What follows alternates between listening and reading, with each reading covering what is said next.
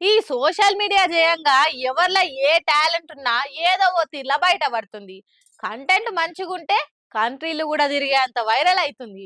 అట్లనే ఓ టీచర్ అమ్మ special talent కూడా బయట పడ్డది. అందరి ఫోన్లల్లో గానొచ్చింది. మరి టాలెంట్ చూయిస్తే శభాష్ అని మెచ్చుకోవాల్సింది పోయి టీచర్ అని కూడా చూడకుండా ఘాటు మాటలతోని కండ్లు తిరిగి కామెంట్లు చేస్తురట కొందరు.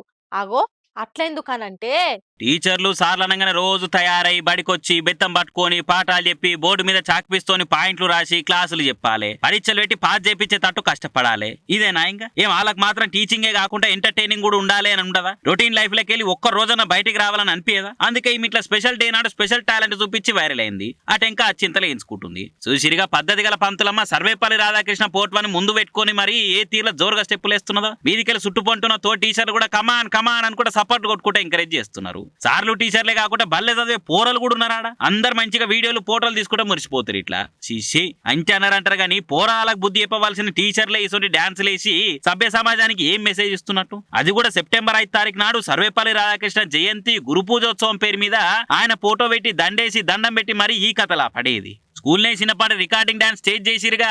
అంత ఆపుకోలేని టాలెంట్ ఉంటే ఏదైనా డాన్స్ షోకి పోయి పర్ఫార్మెన్స్ చూయించుకున్నా సక్కదనం గానీ బల్లె ఈ ఏసాలేంది అనుకుంటే నెటి జనాలు పోటీల మీద కామెంట్లు వేస్తురుగా. మరి ఇది నార్త్ సైడ్ ఎక్కడో తెలియదు కానీ సోషల్ మీడియాలో ఇంత వైరల్ వరకు ఇప్పుడు మనం ముచ్చట్లకి ఎక్కింది. ఇసొంటోళ్ళ మీద యాక్షన్ తీసుకుంటేనే ఇంకొకరు ఇసొంటి స్పెషల్ పర్ఫార్మెన్స్ చూపించి టీచర్ల పేర్లను బదనాం చేయకుంటుంటారు అనుకుంటా గులుగుతున్నారు. గురువులు అంటే గౌరవం ఉన్నోళ్ళు.